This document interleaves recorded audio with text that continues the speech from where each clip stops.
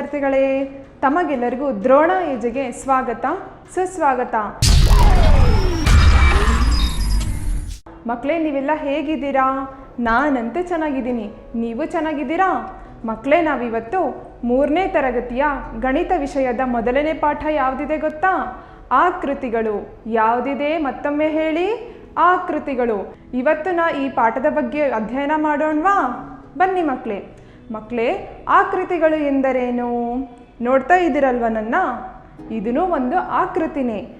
ಆಕೃತಿ ಅಂದಾಕ್ಷಣ ನಮ್ಮ ತಲೆಗೆ ಬರುವ ಉದಾಹರಣೆಗಳು ಯಾವುವು? ಆಯತ, ನೀವೊಮ್ಮೆ ಹೇಳಿ. ಆಯತ. ಚೌಕ, ಮತ್ತೊಮ್ಮೆ ಹೇಳಿ. ಚೌಕ. ಇನ್ನೂ 2 ಉದಾಹರಣೆಗಳನ್ನು ನಾವು ಕೊಡ್ಬೋದಲ್ವಾ? ಯಾವ್ಯಾವೆಲ್ಲ ಕೊಡ್ಬೋದು ನೋಡಿ ಇಲ್ಲಿ. ವೃತ್ತ, ಮತ್ತೊಮ್ಮೆ ಹೇಳಿ. ವೃತ್ತ. ಇನ್ನೂ ಒಂದು ಉದಾಹರಣೆ ತ್ರಿಭುಜ. ಇನ್ನೂ ಒಂದು ಉದಾಹರಣೆ ಯಾವುದು ಕೊಡ್ಬೋದು ಮಕ್ಕಳೇ? ತ್ರಿಭುಜ. ಮಕ್ಕಳೇ, ನಾವು ಇವತ್ತು ಒಂದು ಚಟುವಟಿಕೆ ಮೂಲಕ ತರಗತಿಯನ್ನು ಶುರು ಮಾಡೋಣ, ಆಯಿತಾ? ಈ ಚಿತ್ರದಲ್ಲಿ ಕಾಣಿಸ್ತಾ ಇದೆ ಅಲ್ವಾ ಮಕ್ಕಳೇ? ನೋಡಿ ಇಲ್ಲಿ. ತ್ರಿಭುಜಕ್ಕೆ ನಾವು ಯಾವ ಬಣ್ಣ ಹಾಕಬೇಕು? ಕೆಂಪು ಬಣ್ಣ. ತ್ರಿಭುಜಕ್ಕೆ ಯಾವ ಬಣ್ಣ ಹಾಕಬೇಕು ಮಕ್ಕಳೇ? ಕೆಂಪು ಬಣ್ಣ. ವೃತ್ತಕ್ಕೆ ಯಾವ ಬಣ್ಣ ಹಾಕಬೇಕು? ಹಸಿರು. ಯಾವ ಬಣ್ಣ ಹಾಕಬೇಕು ಮಕ್ಕಳೇ? ಹಸಿರು. ಆಯತಕ್ಕೆ ಯಾವ ಬಣ್ಣ ಹಾಕಬೇಕು? ಹಳದಿ. ಚೌಕಕ್ಕೆ ಯಾವ ಬಣ್ಣ ಹಾಕಬೇಕು? ನೀಲಿ. ಚೌಕಕ್ಕೆ ಯಾವ ಬಣ್ಣ ಹಾಕಬೇಕು ಮಕ್ಕಳೇ? ನೀಲಿ.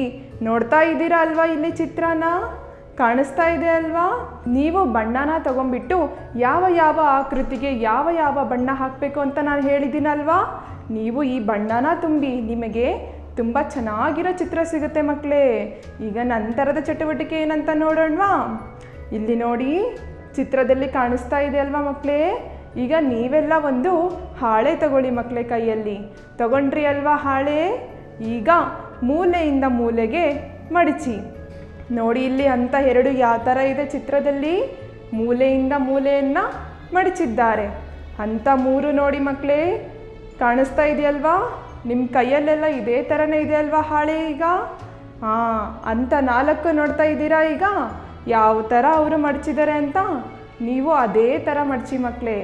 ಹಂತ 5ಕ್ಕೆ ಹೋದಾಗ ನಿಮ್ಮ ಕೈಯಲ್ಲಿ ಯಾವ ಥರ ಇದೆ ಅಲ್ವಾ ಹಾಳೆ? ಅದೇ ಥರ ಇದೆ ಚಿತ್ರದಲ್ಲೂ ಕೂಡ.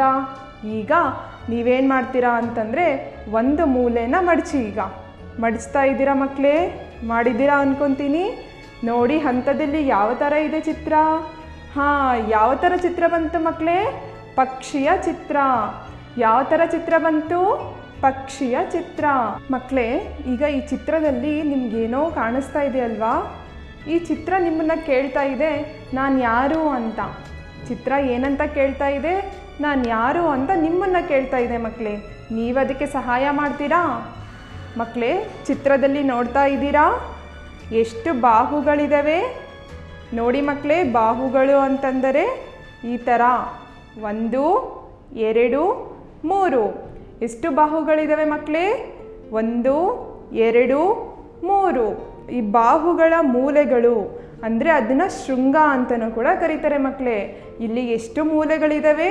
1 2 3. ಎಷ್ಟು ಮೂಲೆಗಳಿದ್ದಾವೆ?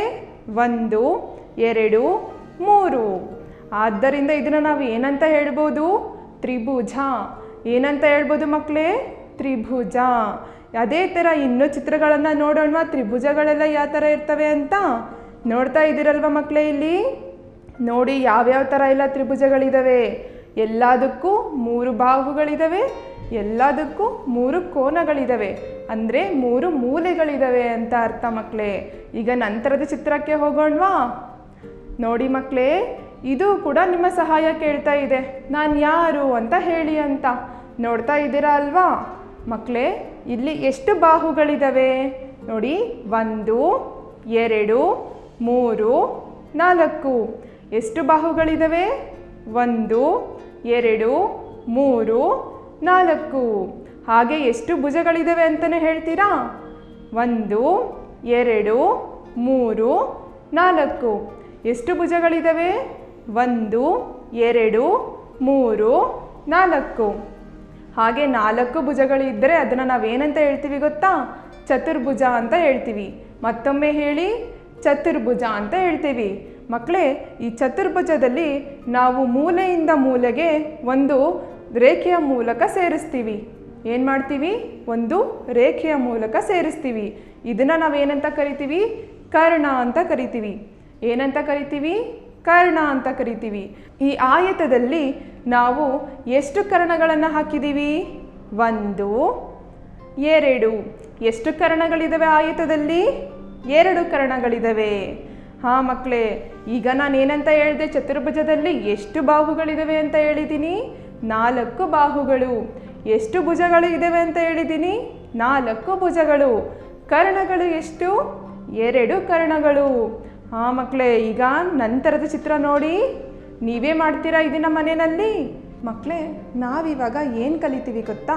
3 ಆಯಾಮಗಳುಳ್ಳ ಆಕೃತಿಗಳು. ಏನು? ಮತ್ತೊಮ್ಮೆ ಹೇಳಿ.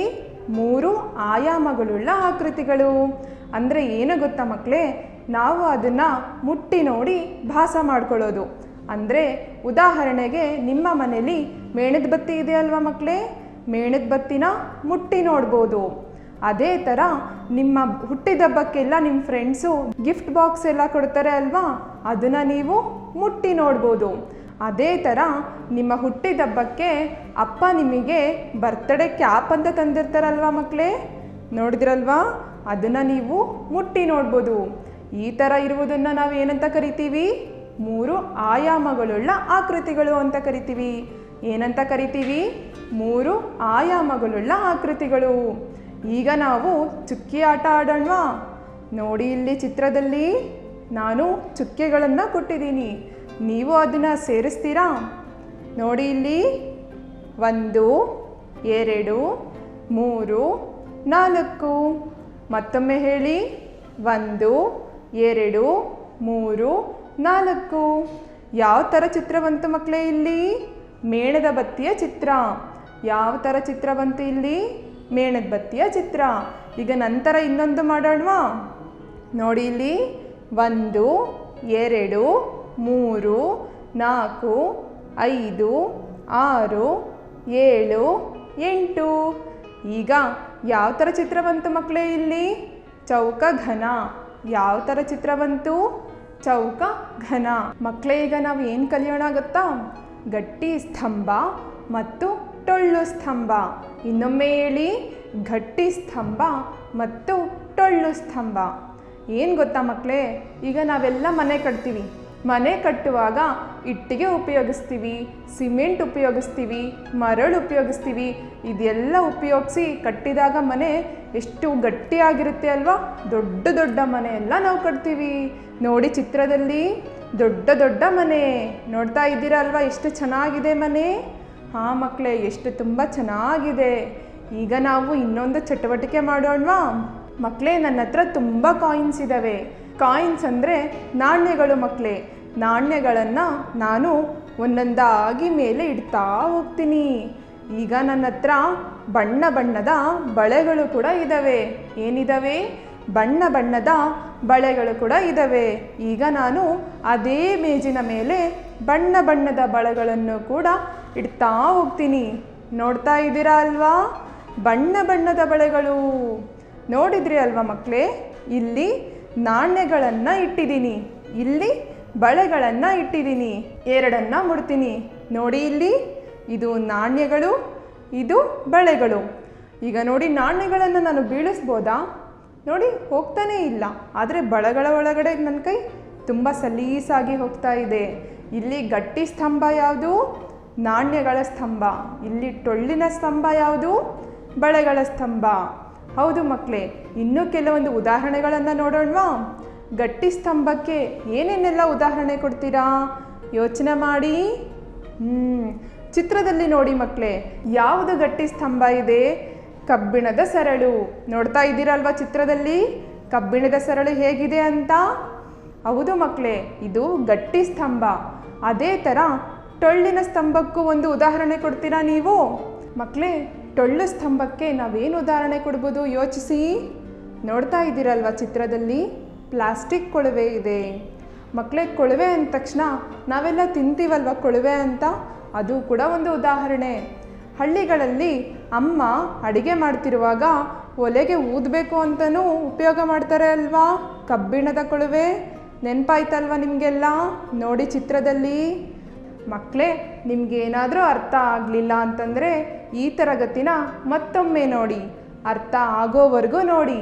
ನಾನು ಇನ್ನಷ್ಟು ವಿಷಯಗಳೊಂದಿಗೆ ಮುಂದಿನ ತರಗತಿಯಲ್ಲಿ ನಾನು ನಿಮ್ಮನ್ನು ಭೇಟಿ ಮಾಡ್ತೀನಿ. ಅಲ್ಲಿವರೆಗೂ ಬಾಯ್ ಬಾಯ್.